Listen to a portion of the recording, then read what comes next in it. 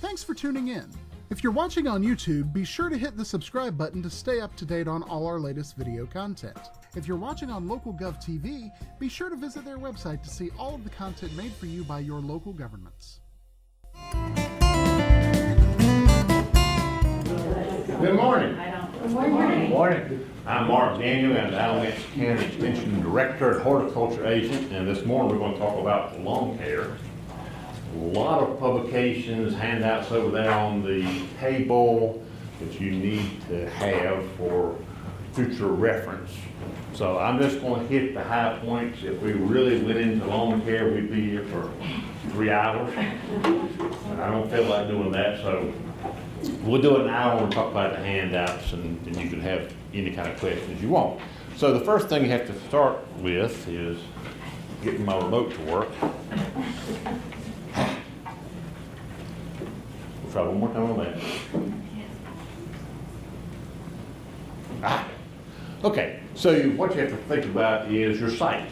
And so what is the percentage of sun and shade?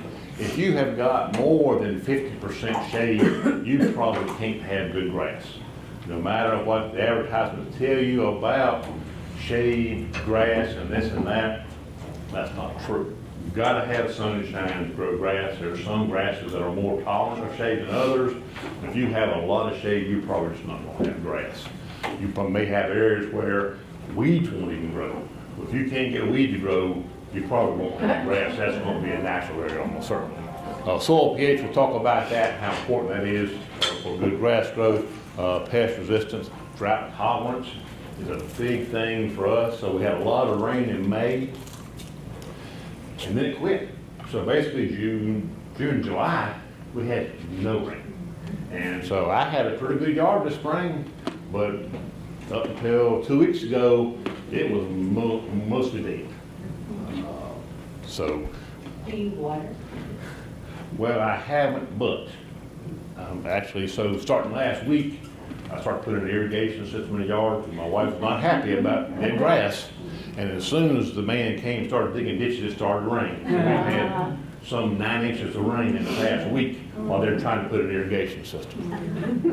Maintenance, and how much maintenance do you want to do, and how much time do you want to spend out in the yard? I mean, you can have a golf course quality yard. It's going to cost you a lot of money, it's going to be a lot of work. You know, what do you want to have? And quality ties into that. So you can have a fine yard, it's just going to cost you. Okay, so we'll start with Harry's Lawn Care inside secrets. There are no secrets to good lawn care. I can tell you how to grow a good lawn. That's not a problem. There aren't really any secrets. What we'll start with is the soil. So most of us have a red clay soil here. That's not bad. If you know how to work with it, you can work with the red clay soil and have a very nice lawn, but you have to know how to work with it. The problem starts here during construction is they run the equipment over the soil when it's wet and they compact it. So that's the biggest problem with the red clay soil is compaction. So once you've compacted that soil, the roots can't get established, you're just not going to have good grass. And it's very hard to break this compaction up. You've got a couple of choices, but if you don't have good root growth, you won't have good top growth, and that's just the way it is. So you've got a compacted soil here, then you won't have good top growth no matter what you do. If you've got good root growth, good loose soil, then you can have good top growth. So you can start with a core aerator. That's what most people use. Takes plugs out of the yard, helps loosen the soil up, and that works pretty well. A lot of our landscapers now are going to this thing called an aerator. So the core aerator works when you've got some moisture in the soil. In September, normally the ground is dry and hard, and that machine there will just bounce across the top of the ground. It won't do any good at all. So a lot of our landscapers now are going to the aerator because that actually works best when the ground's dry and hard.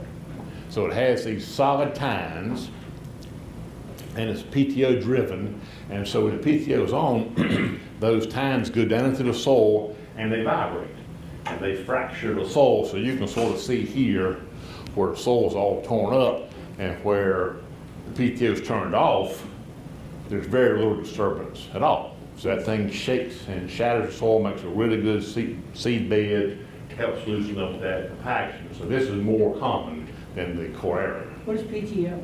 PTO is a power takeoff, so it's driven by the tractor.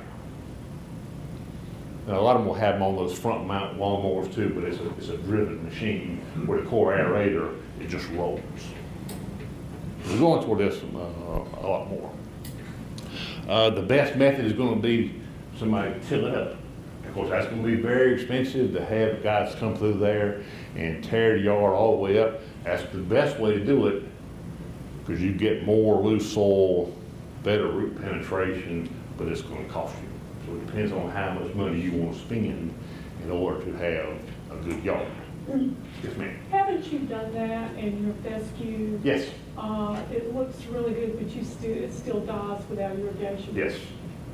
So that's the bottom line, that fescue is going to do great September through about May. And as we get into June, hot, dry, and pretty much the bottom line is, if you don't have irrigation or some way to water it over June, July, you're going to lose half your yard almost every year. Even with doing this. Even doing this? Yes, absolutely. Unfortunately. Okay, real quick, and I've got some soil sample boxes back there, and I would encourage you to take soil samples in your yard so you'll know what the yard needs. So basically between pH of 6 and 6.5 is what we're shooting for to get the nutrients available for the grass to grow. And the lime is what we use to neutralize that pH. And you can see here at the low pHs how poor root growth we have. And of course, without good roots, you're just not going to have a good span. So that's certainly an important thing to do, is get that lime in there. You can apply it as powder or pellet. Only use powder if you're going to till it in. You don't want to till in a pellet lime. And the maximum amount is 50 pounds at one time. So you may have a pH in your soil that could be down, say 5.5, and you may need 100 pounds of lime, which you wouldn't want to put down to 50 pounds at a time. It's not very soluble, doesn't move to the soil very quickly. So you put down 50 pounds in September, you would come back in January, February, and add 50 more if you need it, whatever the soil test tells you. I don't understand. Sure. Okay, you said lime neutralizes the pH. Right. So wouldn't it be bad to have a higher pH? That's when you would neutralize it, not when it's low. We're neutralizing the acidity. So the pH can be high or low, but we're concerned mostly about raising the pH up. So typically our soils are very acidic and not basic, where the lime's going to bring up pH up. Okay? Right. So it's rare. There are some cases where people will have a higher pH and need to bring it back down, but almost always it's going to be a low pH that needs to be brought up. Okay. You have to be careful when you're buying products. Here's a product here, it's called Solulime. It's telling us that one 50-pound bag is as effective as 5 40-pound bags of pelletized lime. And I like to read the label, and I know when you go to the grocery store, everybody reads the label looking for calories or whatever it is you look for there. I'm not concerned about that too much, but I do want to read the labels on my lime and fertilizer, see what it says. When you go to read the label, it takes 1,980 pounds of this to equal a ton of standard lime. I'm not a math genius, but it seems like to me that's about the same. So I don't see where they can claim one bag is as good as 540 pounds when basically it's the same. So you need to read the label and take this under consideration. Some of this that you see may not be exactly true. Yeah. Well, 1 ton is 2,000 pounds, so it's like 1980 Pretty close to the same. 2,000 pounds. Right. Right, pretty close. So I'm not exactly sure where they're getting this effectiveness, because it basically is the same. Anyway, read the label.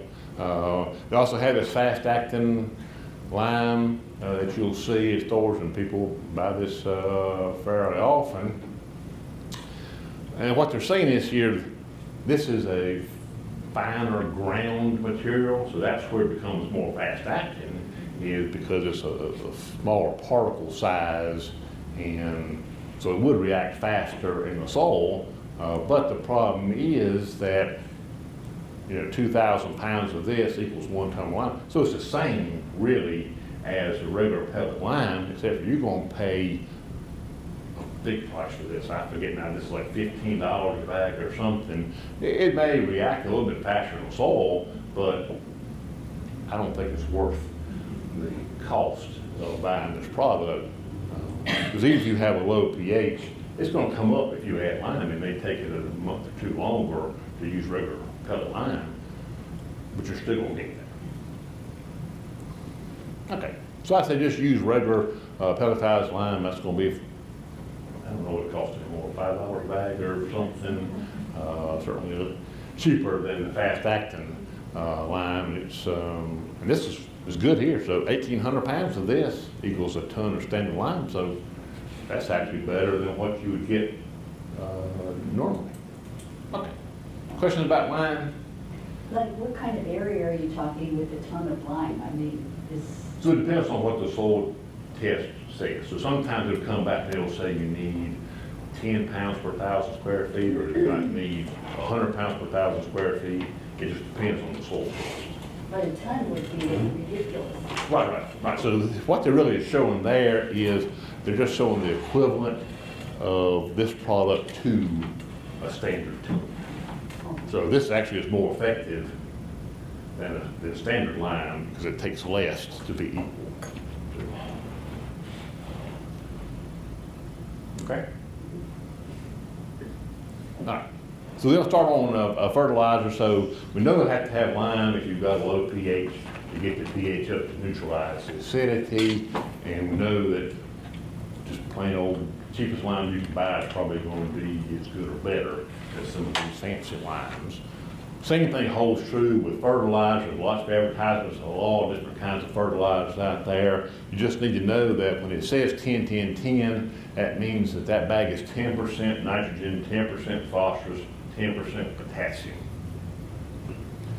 Which means 70% of that bag is just filler.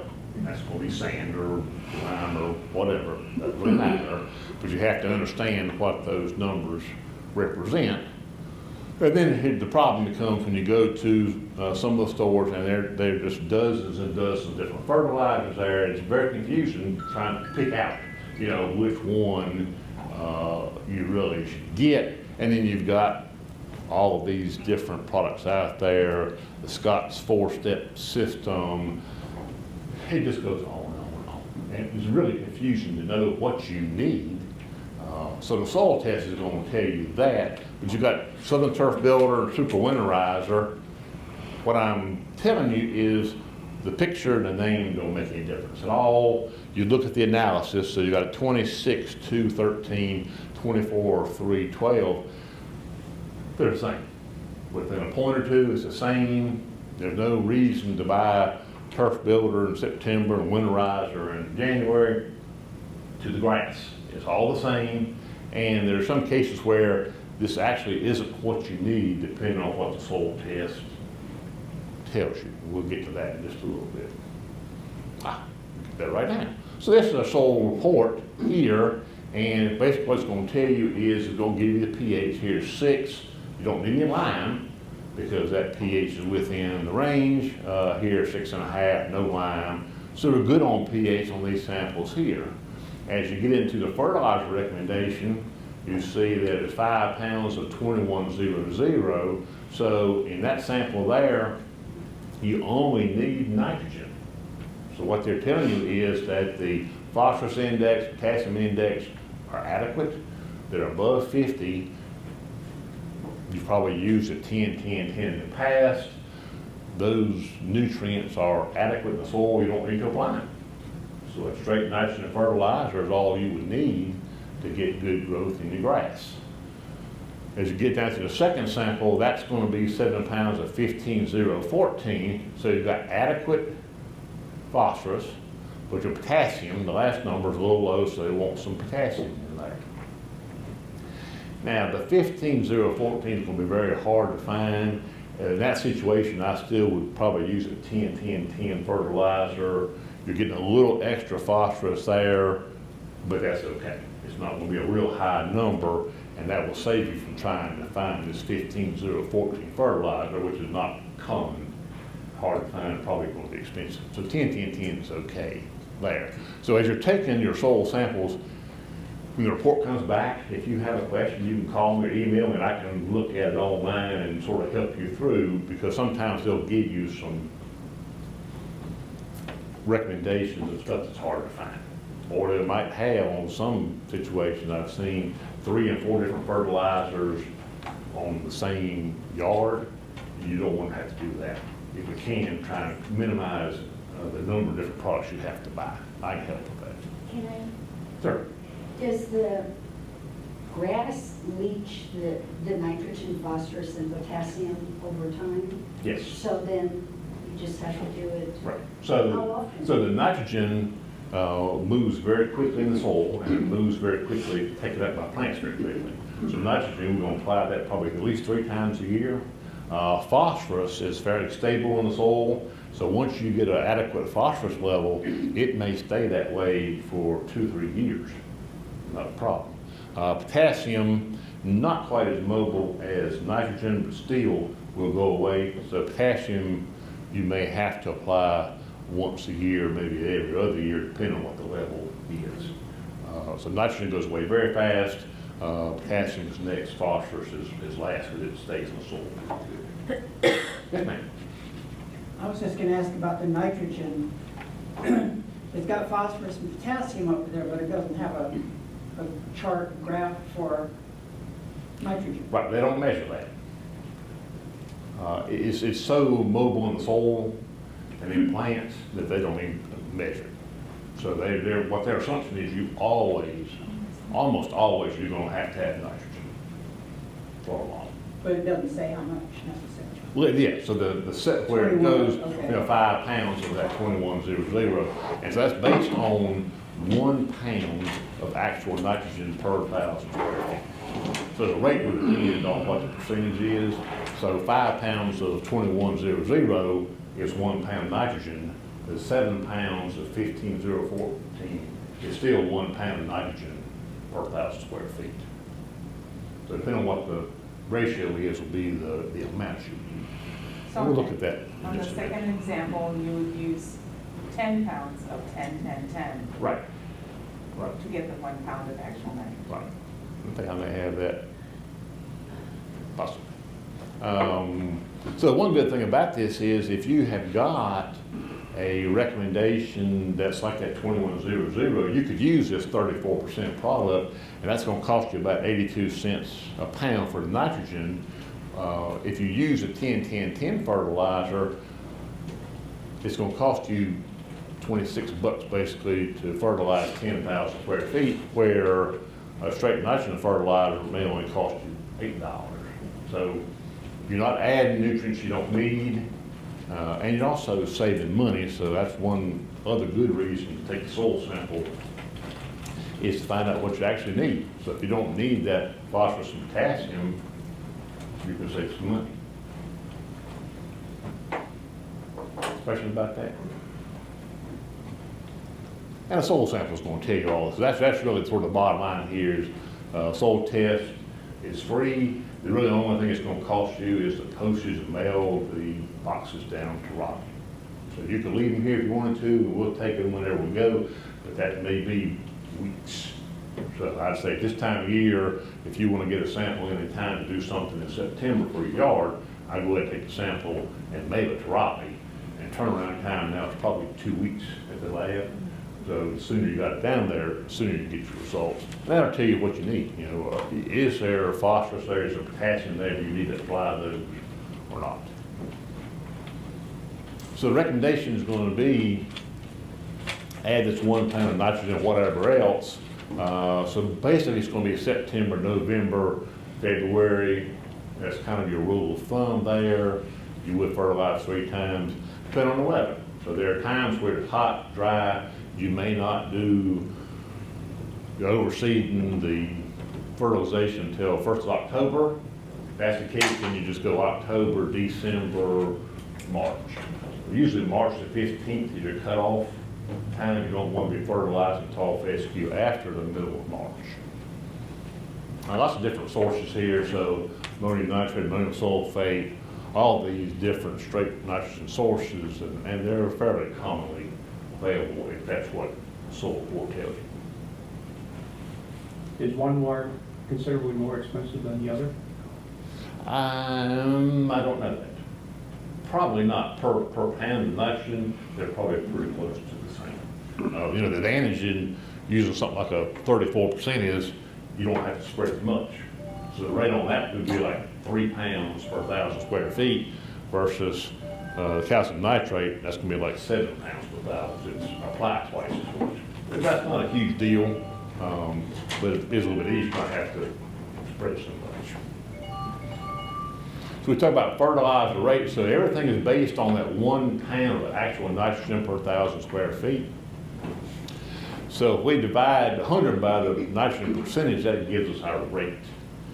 So this is a little bit confusing, but a 10-10-10, the rate there is going to be 10 pounds per 1,000, 17-17, 6 pounds per 1,000, 23.5 pounds. So you just take that, whatever the percentage is of nitrogen in the product, and divide that into 100, and that will give you the rate. So no matter what the rate is, no matter what the percentage is, you're always going back to that 1 pound of actual nitrogen per 1,000 square feet. Now sometimes a bag will tell you this bag will cover 5,000 square feet or some number like that. That may or may not be the case.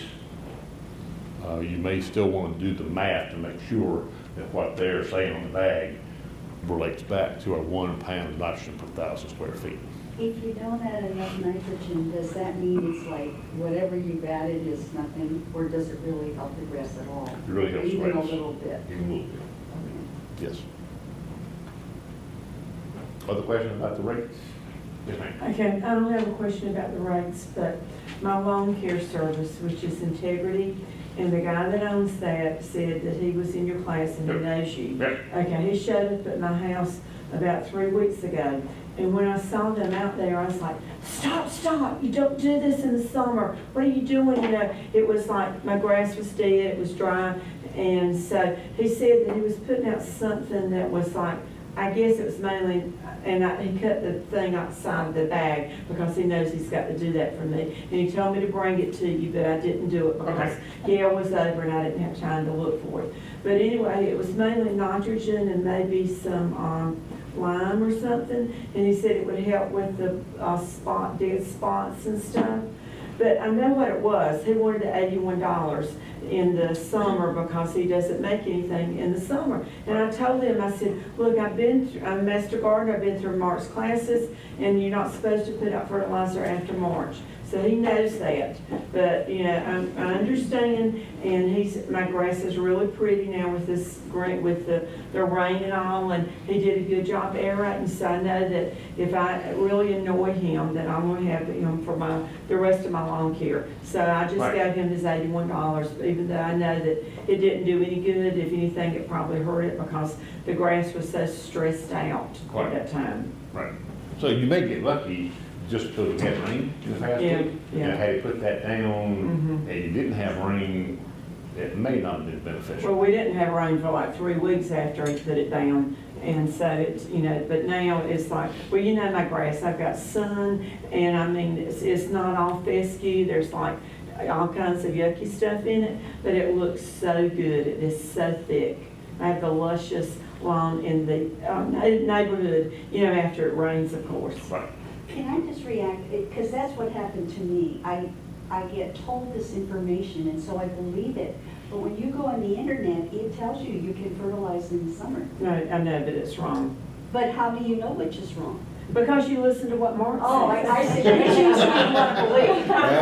No, this is based on North Carolina State, you know, and all. So this is like, you know, the gospel right here. Those lawn care people are out for the, you know, they have to make money, and they don't make much during the summer because there's not much for them to do. But you do fertilize warm season. It Yeah, depends, Right, of right, course, right. if it's Bermuda grass, you do it, like in, my son lives in Cary, and in his new neighborhood, his Ritzy neighborhood, everybody has to have Bermuda grass. Right. So that everybody's yard will be dead at the same time. And so, of course, but we're talking about That's different recommendation. Right. fescue, you don't Right. fertilize Right. in the summer, period. Just curious, why don't you fertilize in the summer? What's the reason? So it's fescue is a cool season grass, and so in summertime, basically it wants to be dormant, and so by adding the fertilizer in there, you're encouraging it to grow where it doesn't want to, and it stresses the grass, and you can end up with disease problems, primarily brown patch. So if you had an irrigation system, you probably could put some fertilizer on the yard in the summertime at a very low rate, but you may have a disease problem. So the general recommendation is we quit fertilizing cool season grass by the middle of March to avoid pushing it too hard in the summertime. And isn't most grass mixed? It's not just fescue, it's a combination But of. it depends. So if you had a mixed yard where you've got some warm season grasses like crabgrass and Bermuda grass, fertilizer sometimes fine. They don't care, they're growing then. If you've got tall fescue, then it wouldn't be happy with that. So it depends on the particular situation. Generally speaking, though, we would not recommend fertilizing tall fescue in the summertime because you're encouraging it to grow when it doesn't want to. Okay, question about that? Okay. All right. So the other important thing is if you're going to put the fertilizer out yourself and you know what these rates are, it's all per 1,000 square feet, so you've got to calibrate your spreader. So you can't just go out there and just spread fertilizer randomly. So this room is about 1,000 square feet. So if we're using 10, 10, 10, then I need 10 pounds of 10, 10, 10 to cover this area. So what you do have to do is figure out what 1,000 square feet is. They've got 5,000 square feet here. It doesn't matter, you could lay off an area that's 500 square feet. You're just trying to get the recommended amount of fertilizer on that particular area. So it does take a little bit of time. So if you've got something that's like 10 pounds of 10, 10, 10, you want to put 10 pounds in the fertilizer spreader, set the gate to, kind of a middle reading somewhere, and spread it out over 1,000 square feet. If you run out and you've got it too far open, you've got to close it a little bit. If you have some left over, you open up some more. And if you're on this test area, if you're a little bit high, a little bit low, it's going to be okay. You don't want to dump it all out one place, but as long as you're close, that gives you a chance to calibrate your spreader to where then once you get that done, then you just do the rest of the yard without having to go back and forth and change the setting. So it does take a little bit of time, but it is worthwhile to do so that you get a fairly accurate application. Okay, so here we're in the sort of the transition area, so we really is too hot here for cool season grasses to do well. It's too cold for the warm season grasses. If you go down to the coast, that's all going to be Bermuda, centipede, zoysia. They'll do okay here, but they won't brown out in the winter time and not be great. So for us, tall fescue is going to give us the most months of green grass. Knowing that you get into June, July, August, it's going to fade away short of having an irrigation system where you can keep it going.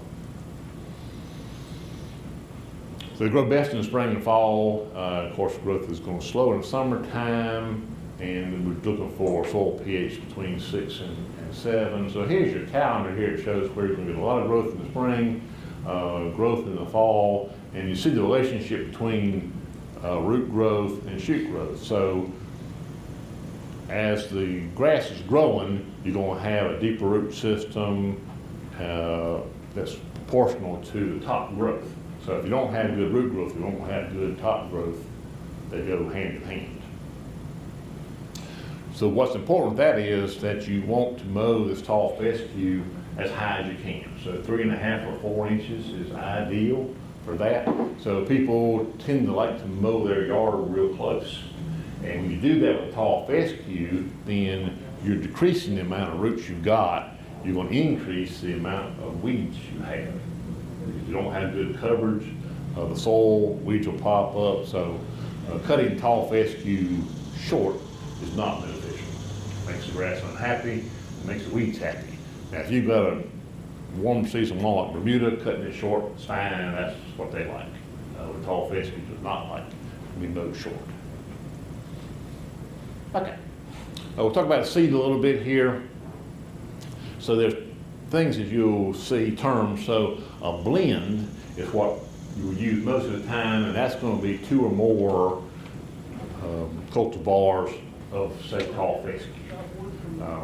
There's a handout over there that lists all of the recommended varieties. They test this every year and make recommendations of varieties that do well in our area. Then there's a mixture, and this is going to be 2 or more species, so where they'll have a tall fescue, Kentucky bluegrass mix. So if you've got full sun, a blend will be fine. If you've got some shade in your yard, then a mixture is going to be better.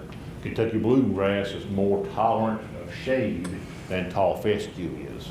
So you could get a mixture, tall fescue, Kentucky bluegrass, and that's going to do better in the shady spots than a straight fescue blend. But there is a handout over there that lists the varieties to look for when you go to buy grass seed. Okay. So we're seeding at 6 to 8 pounds per 1,000 square feet, and that's on a new yard. So if you're overseeding rate's going to be half of that, so 3 or 4 pounds is sufficient. And typically people put out too much seed, and that can be a problem. And we, again, are going back to our fertilizing Labor Day, Halloween, Valentine's Day. But there's some little leeway there on that.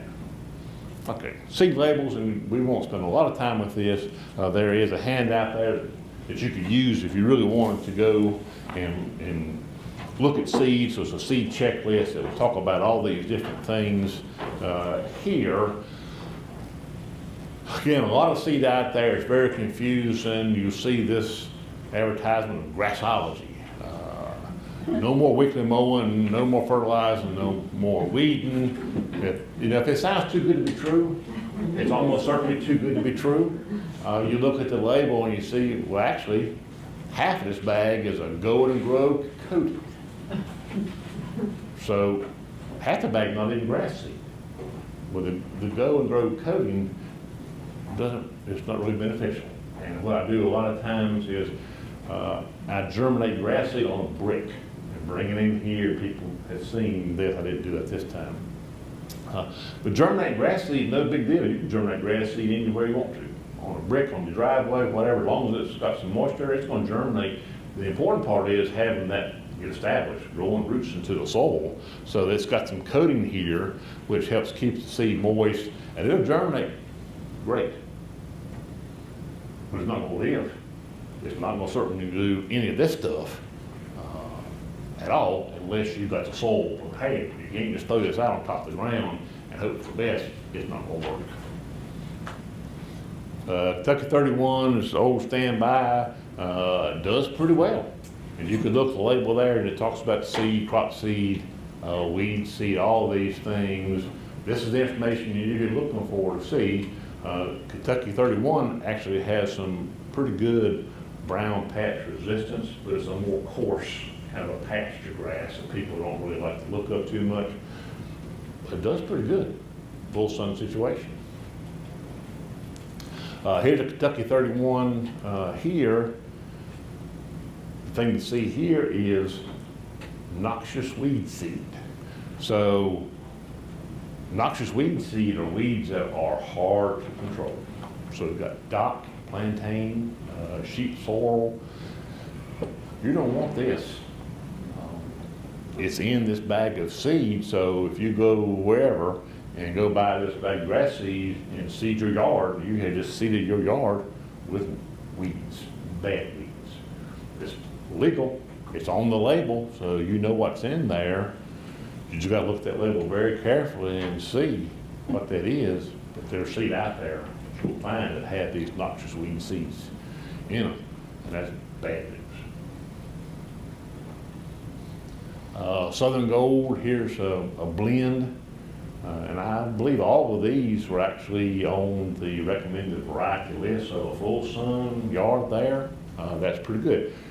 These will change from year to year, and they might change more than once in a year, depends on seed availability. So they're blending this seed all the time. So at some point in time, in the springtime, you might find this. In the fall, they may be out of Endeavor and they throw something else in there. So you can't really look at the brand name necessarily. That may be okay this particular season, the next season, the blend may change. You've always got to look at that label. Yes, sir. When you say that the germination rate there at 85 is rather low? It is. Ideally, it would be 90 better, but that's still okay. And that's the minimum legal limit in North Carolina, is 85%. Mark, Yes. is there anything about the origin of the seed, where it comes from? It's almost always going to come from Oregon or Washington State. Okay, because I noticed that the K31 bag that had noxious weed was from Missouri, and I didn't know whether that. Yeah, not necessarily. Yeah. Typically, it's grown out west because it's dry Oh. out there, and they don't have, it's easy to grow the grass and collect the seed out there. Okay. We wouldn't, Missouri seed wouldn't necessarily be bad, it's just that it happened to be that seed source that had a lot of those weed seeds in it. And why do you put it in? Why do they put noxious weed seeds? Well, they don't put it in, it's in the field, so when they go out there to harvest the seed, those weeds are out there, so they don't do a good job of keeping the field clean. So they didn't put them in there, they were in the field, and they just sucked up everything that was there. Weeds and all. Okay, so here's a landscaper's mix, good for sun and shade areas there. We're talking germination, so germination here is 75%, so that's an illegal seed to sell in North Carolina, yet I found that in a local store. So still, you always got to be looking, try not to pay attention too much to the front of the bag, look at the back of the bag, look at the label and see what it is, because here, you got some rebel grass seed. It's a pretty good grass seed.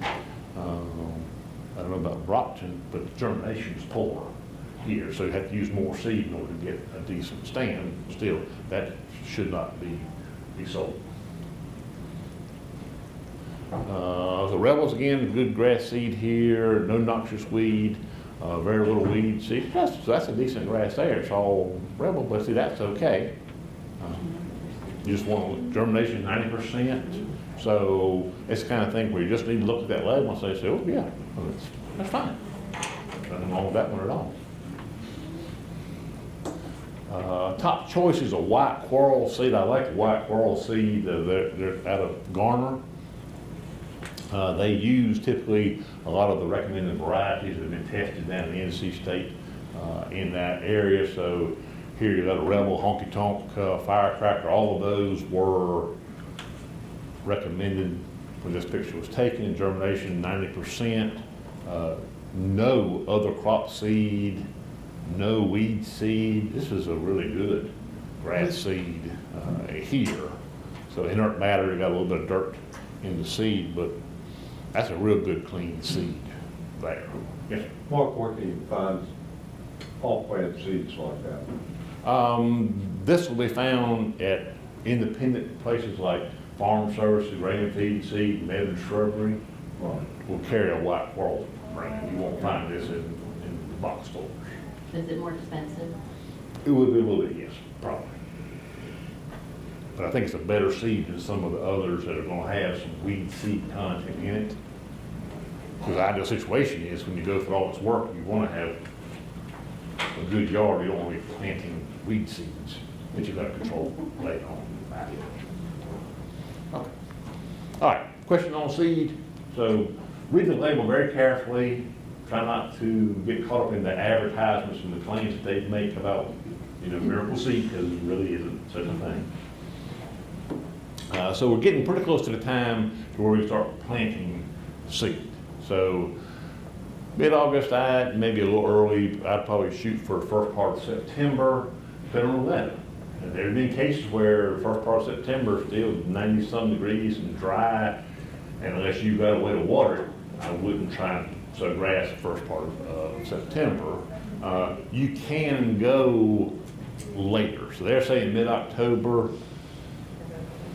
You can seed up until December here and still do pretty good. I would rather seed in December than I would in April, at any point in time. Spring seeding on top fescue down here is something I do not recommend. If we do that all the time, you will see a lot of grass, you'll see it advertised, spring seeding, you will lose 50% of the seed, the grass, every year, even with irrigation, because it's a cool season grass. So if you plant a cool season grass in April, by the time it gets up and starts getting established, here comes June, hot, dry, and even with water, a lot of it's just gonna die, doesn't like it. Well, I would much rather do my seeding in December, November, December, even January than I would in April. And get that grass started, established, grow some roots before the hot weather comes.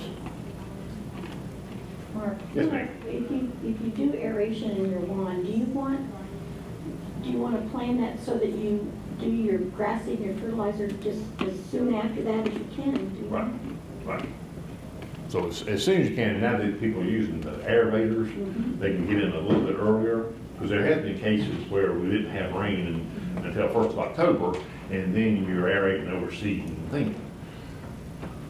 It's okay if you have a full sun yard, but if you have trees, at that point in time then, by the time the grass starts coming up, the leaves start to fall off the trees. Right. And then you've got a conflict with that, how to get the leaves up without having to do grass up. So with aerator, you could get in probably the first part of September and get a little head start on the grass before the leaves start to fall. But it becomes tricky to get the right date. Okay, so talking about renovation, so, you know, if you don't have to redo the whole thing, ideally you don't have to, it's just going to try to kill what you got, start over. So lots of different problems you could have with the yard. So I'm doing a renovation of my yard this fall, mostly dead. I've got some Bermuda grass and some other weeds out there, so I've sprayed the whole thing out with glyphosate, killed it all. So if you've got a situation like this, there's really more weeds than there's grass, you're gonna kill it all and then do a renovation. And you want to start early, so don't wait till the 1st of September to do this, because if you have Bermuda grass especially, you won't kill that on the first spray. You want to spray this more than once. So I sprayed 2 weeks ago, mostly dead, but I've still got some spots that are still green. I'll try to spray again this weekend if it doesn't rain, and try and get as good a kill as I can before I start to overseed the first part of September. Can I ask a question? Sure. If the temperature's over 90 degrees, is glyphosate even gonna work? So you want to try and spray in the morning. Okay. So catch it when it's still in the mid-70s there, so it has a chance to get absorbed. So when it gets over 90 degrees, it may just all volatilize, so as you're spraying, it's evaporating and then get absorbed. So you want to make sure you don't spray when it's really hot. Yes. I noticed that when we, and you may touch on this later, and if you are, you can deter that question to later. I noticed that when we talk about weed control, we always talk about spraying and not granular. Is there a reason for that? Spray is better.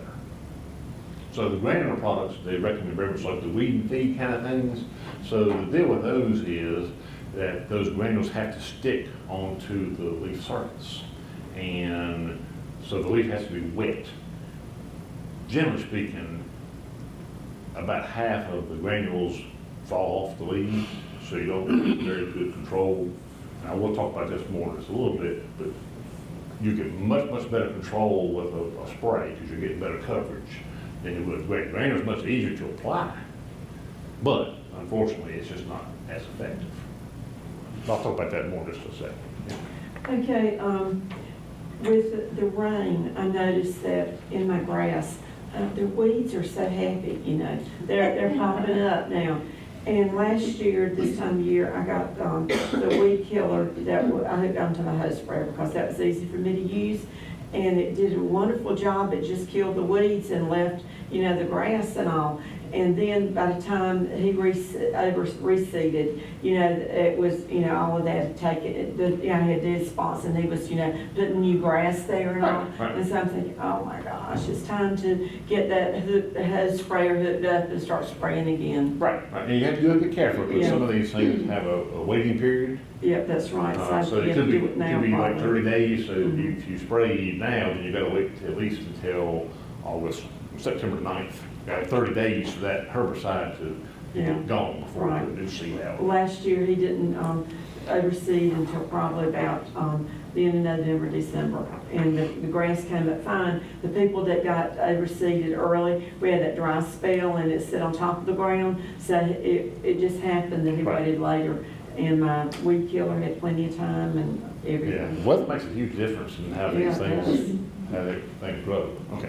Can I just ask a Sure. question again Sure. about your Bermuda grass? Sure, So on this chart, it says that's one of the grasses for the Piedmont. right. So why are you eliminating it? Well, if you have a tall fescue yard, and we're primarily talking about tall fescue, then in a tall fescue yard, Bermuda's a wheat. Oh, Now, you can have a Bermuda grass yard where tall fescue is a wheat. So it depends on what you want. Some Bermuda grass will grow great this time of year, but in October, it's gonna be brown, and then brown until next May. If you like that, that's fine. And some people do have Bermuda lawns, and Yeah, and it's and green here, all summer. that's what Yeah. they recommended, because you have to water it so much, and see, they don't have to water it all, the Bermuda, but it's golf course grass. And actually, Bermuda grass is more expensive too than fescue is. Right. But it is brown all winter, but then you can Yes. come in there and overseed in the wintertime with a rye and green 12 months out of the year. But it is a more expensive procedure because you're dealing with two different types of grass. But it's all what you want. Okay, so renovation, we're trying to get rid of the weeds. We want to apply our lime fertilizer according to the soil test report, whatever we need there. They talk about you may not want to put nitrogen down before you put out a new grass. I would disagree with that. I want to have my nitrogen down when I put my seed down, because what happens a lot of times is the yard gets wet once you cut the seed down, and you may not be able to get back on there to put the nitrogen down as the grass is germinating. And I'd rather have it put down first,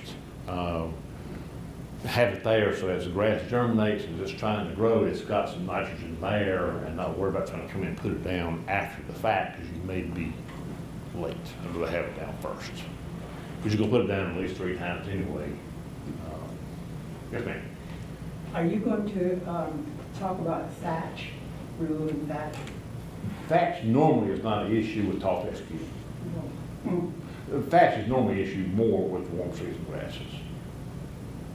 Usually. Well- You got thatch?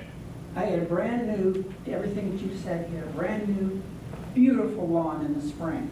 And then June and July came, and now I've got these brown patches. But what happens is that grass has like burned up and just died on the spot, Right. and it makes mat.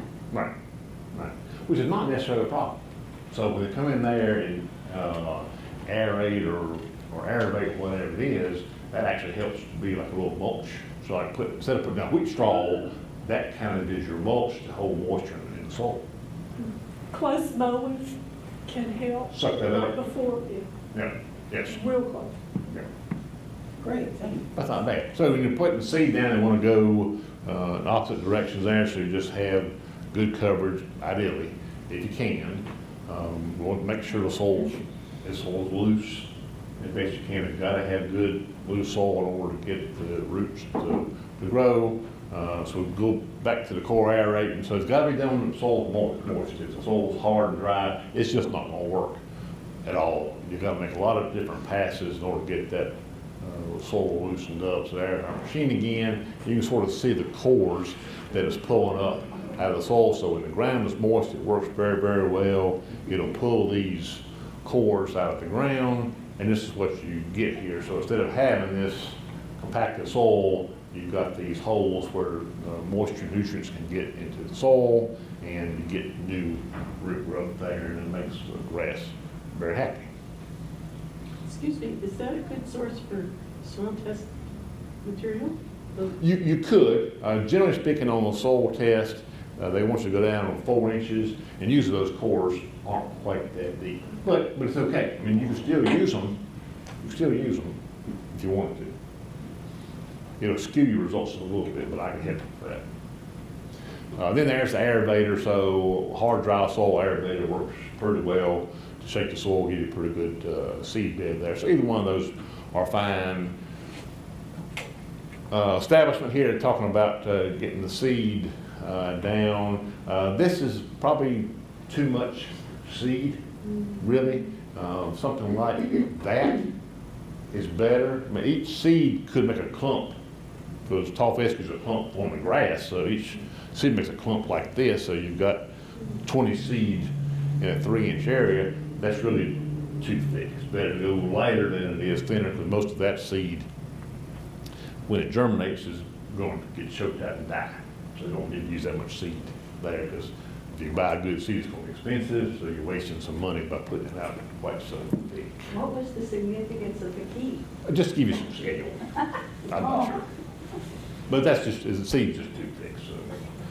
So then once we got our seed down there, it needed to be watered. So the ideal situation is you have some way to water it. So if you put the seed out there and it doesn't rain for 3 weeks, it's not going to germinate. It's just going to sit there. It'll sit there for months. But the sooner you get water on it, the sooner it's going to germinate. So you start off initially watering on a daily basis, lightly, just for a few minutes, because the seed's on top of the ground. Just keep that top inch of the soil moist, and then as the seed germinates and starts to grow and roots penetrate, then you'll water less frequently, but longer. So you're watering a little bit deeper to help the grass get established. So the duration depends on the time, but you start off lightly and frequently, and then less frequently and deeper. Here they've got some catch cans, so you don't really know. You put the sprinkler out there, you probably want to have some catch cans out there just to see how much water you're actually putting down. You want to have enough water to get the grass to germinate, but not so much that it starts to run off down the curb. Okay, so here's my front yard. You see, springtime is great. Then, by August, it's mostly dead, and it's time to do renovation. So you reseed, and you get something like this. Looks a whole lot better. But it's a process to get this. Start off by spraying it all out, making sure all the weeds are dead. Then you come in there and you get it all tilled up. There you get the ground good loose so the roots can penetrate. Here's a side yard, same kind of thing, real patchy, brown patch disease, and then just drought gone. Redo that, and then have nice green grass, which really looks nice next to the neighbor yard. There, but so it's a thing that you can definitely do. Okay.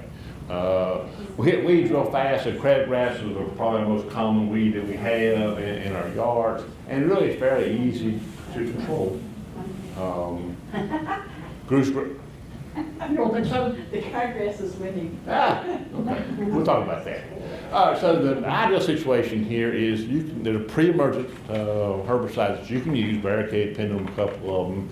Put this down about the 1st of February. Does a pretty good job on controlling this, so this is come back from seed. What they do recommend here is this mowing thing is, so if you overseed it in the fall, you got new grass, you need to mow it twice to use Barricade, 4 times if you're using Pendulum, which is not a problem if you're overseeding in September. By the time the 1st of February rolls around, you should have mowed the grass at least that much. But these pre-emergent herbicides work very well to control crabgrass. You may have to go back in there the 1st of May and put out another application for late germinating seed. And there are other herbicides besides these two. These two primarily work very good for crabgrass control. The problem people have a lot of times is they wait too long to put the herbicide down. They wait till the 1st of April, put it down, and by then, crabgrass probably has already germinated, and then it's too late. So you put the product out, but you missed the window to control it. So get it down early is better. Other thing to think about here too is mowing height. So if you mow your tall fescue at 1 inch, you're gonna have about 80% coverage in crabgrass because the light gets to the soil. If you mow your tall fescue high and have a pretty good stand, you'll have very little crabgrass because there's no light getting to the soil for that seed to germinate. This picture here, you'll see crabgrass. It's right along the edge of the sidewalk, very little in the yard. You've got a pretty good stand tall fescue. It's shaded out in the yard, but right there at the edge of the sidewalk, it's getting some sun and it's able to germinate. But you can take that picture out here where that new patch of fescue is along the Yep. brick wall. Yep. Same thing, because they edge there, so it becomes an open area. Yep. The imitation for crabgrass.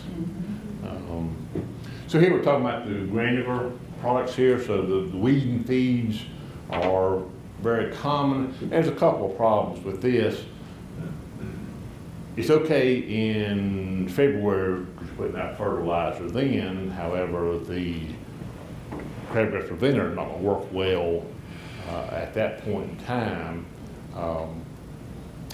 But there are some products that you can use. So this is post-emergent.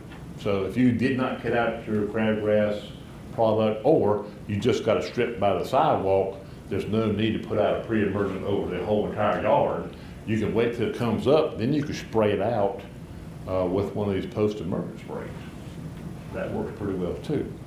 So you've got an option there. If you don't have much crabgrass, you can come back and spray it once it comes up. And those don't kill the fescue? Do not kill fescue. So that's selective products, just kill the crabgrass and goosegrass, but not hurt fescue. Yes, ma'am.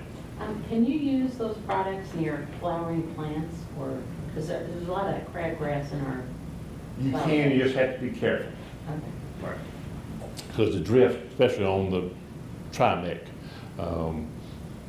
may injure other plants. So with all these things, you have to be very careful about drift and hitting things that you don't want to hit. Okay. If you have Bermuda grass, so there's a whole protocol here about suppressing Bermuda grass in tall fescue, so you wouldn't necessarily have to kill the entire yard. You could go in there and beat that back without killing everything. That's also is a possibility if you have interest in that. So winter annual weeds, it's getting close to that time, so henbit, chickweed, we're going to see those by the end of September almost certainly.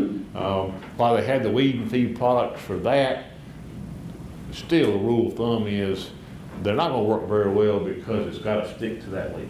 And if it doesn't stick to the leaf, it bounces off on the ground, it's not going to give you good control. The spray is going to be a better way to go in any case. Lots of broadleaf weed killers out there, Trimec, Escalade, Speed Zone, Ortho, Weed Begone. All of these are a combination 2,4-D dicamba primarily. And you want to start early. So you want to start as soon as you can. So the Trimec got to mow it 3 times, Speed Zone mow it 2 times. Once that tall fescue is established in the fall, you want to go ahead and get on these weeds before they have a chance to get established and start to flower and make more seeds for more weeds. So Mark, why is it necessary to mow? So that's just the time period to let the new grass get established.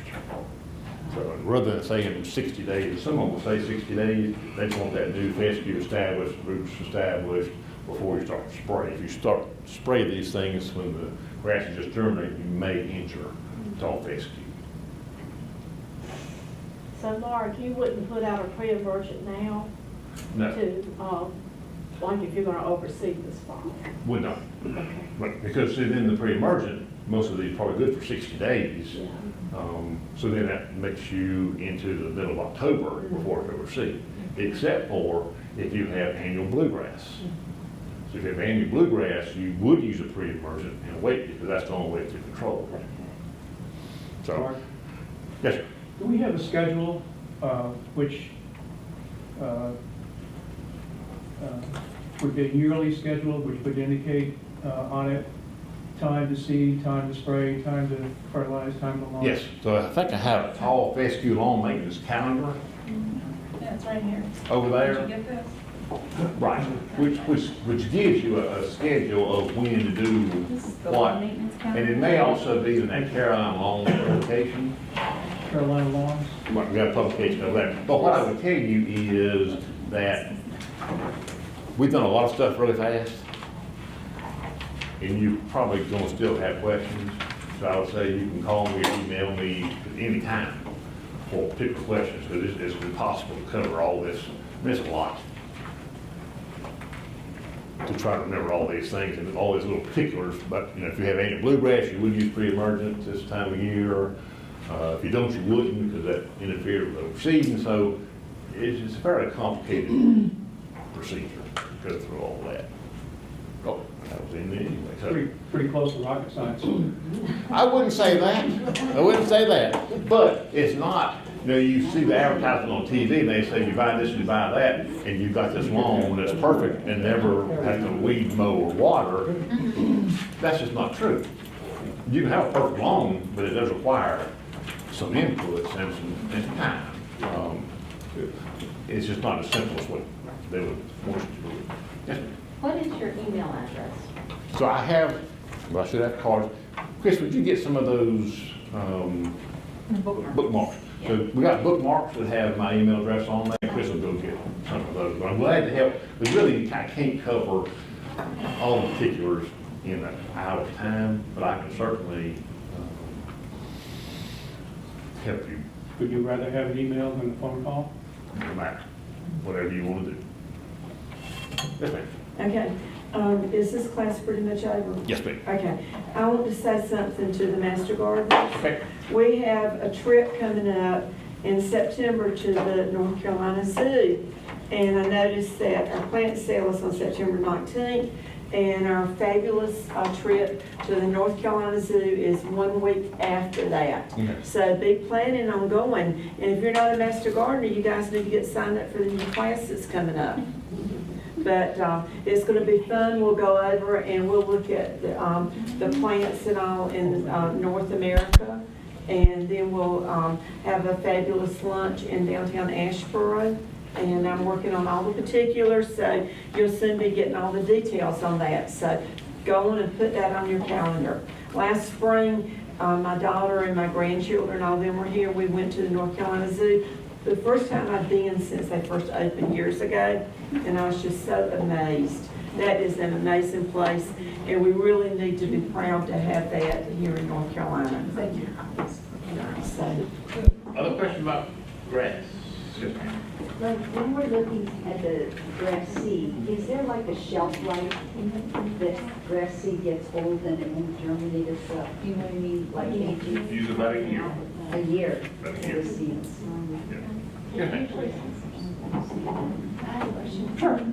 We had our backyard, we had sod put in, I don't know what kind of grass it was, because my husband did that.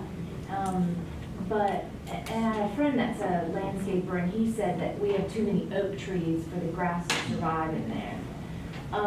Is that possible, or can you fertilize so that it doesn't have that kind of effect? Right, it could be too much shade. So there are cases where no matter what grass you use, there could be too much shade for the growth. Well, even like we have a patch where there is sun, but around it, I mean, there's not shade where the grass is, but all around it, we have a lot of oak trees. I don't know, he said it does something to the pH. But I was hoping that, and it did, I mean, it considerably went down. Again, I don't know what kind of grass it was, but there's big brown patches everywhere, like you could see through to the dirt. Right.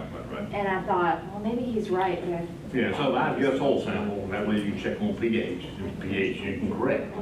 The okay. shade issue, however, is something you can't do as much about. So, you know, if you had, say, full sun in the middle of the day for 2 or 3 hours, that still may not be sufficient. So if you have shade in the morning and then have a little sun in the middle of the day and shade in the afternoon, you still may not have enough sun to grow grass. So I say get a soil sample, you can send me some pictures I can sort of see what you've got there, and then I can tell you better if it's, we got a chance. Other questions? So anytime if you have other follow-up questions, whatever, you can call me, email me, or whatever, and I'm glad to help, because it really it is much more difficult than what you would think from advertising on TV. All right, thank you.